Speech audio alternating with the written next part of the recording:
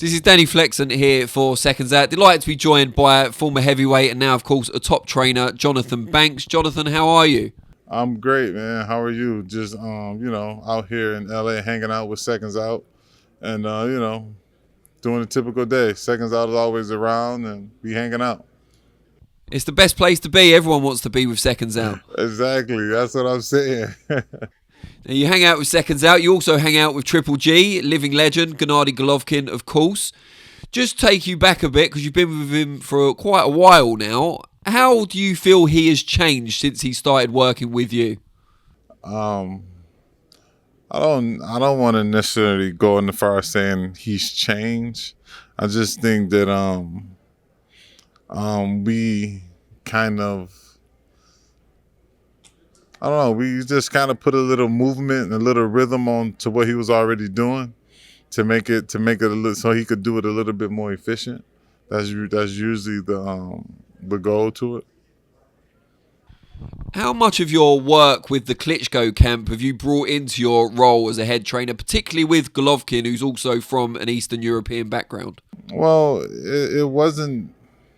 I think all the camps brought a lot of knowledge, like the times I spent with the late great Emmanuel Stewart. I think that's what, that's the experience, and that's what I was able to bring in with Triple G because of the Lennox Lewis camps and the Klitschko camps and a lot of other different camps that I've been in with Emmanuel Stewart.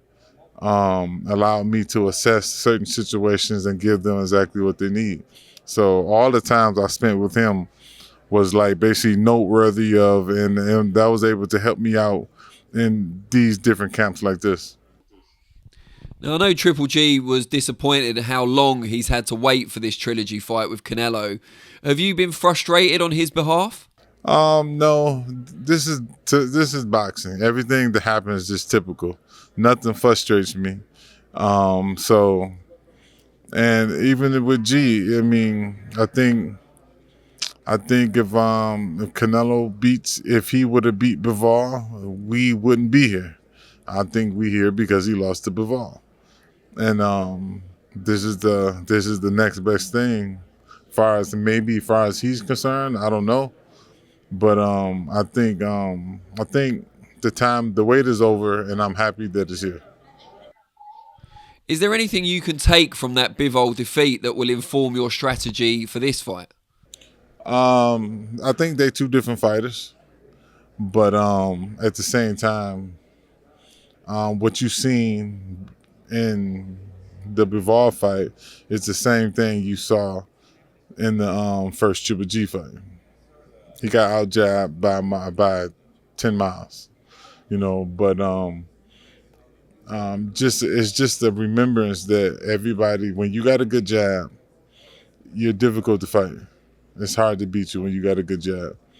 So it wasn't. It's just basically a reminder to keep that left hand pumping. Now, you've been involved in so many big fights, both as a competitor and as a trainer. Do you still get excited? Do you still get,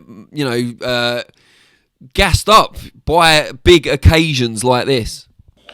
I'm excited to be a part of it, but this is boxing for me, and I think big fights I'm so used to being a part of big fights, being around Emmanuel Stewart so long that it's typical. I'll train for every fight. I look at it as a big fight. It's got to that point. And you mentioned Emmanuel a couple of times there. I wanted to ask you a little bit about the recent fight with Tyson Fury and DILLIAN WHYTE. You used to work with Dillon, of course, but also you have that link with Sugar Hill, who trains Tyson Fury. Was that difficult for you, kind of watching that fight, those two guys going at it? Nah, it wasn't difficult. It wasn't difficult at all.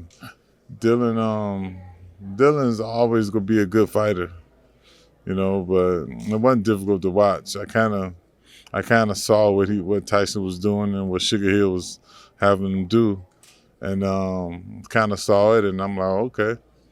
So yeah, but it was a good fight though. Was there anything in your view as a trainer that Dillon could have done differently that might have resulted in a different outcome? Oh my goodness, he could have done a lot of things differently. There's a whole lot. See, what people underestimate about Dillon has very long arms. His arms is almost the same length as Tyson. And he could have controlled Tyson. He could have had a better chance with Tyson by using his jab and moving in boxing. But he chose not to do that. You know, I honestly don't know what the strategy was, but whatever it was, he never caused any problems for Tyson, and that was the issue. If you can't cause no problems for Tyson, then he's 100% going to beat you.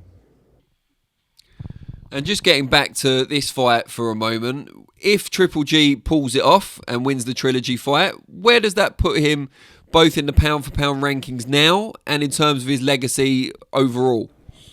I think it does wonders for his legacy, but pound-for-pound list, I'm not sure who controls that, so I have no idea about that one. But in terms of legacy, one of the greatest fighters of his generation? Yeah, have to be.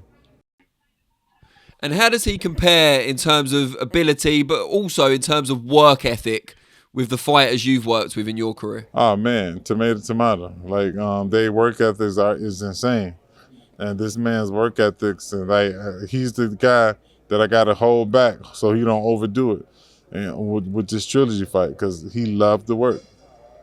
Brilliant.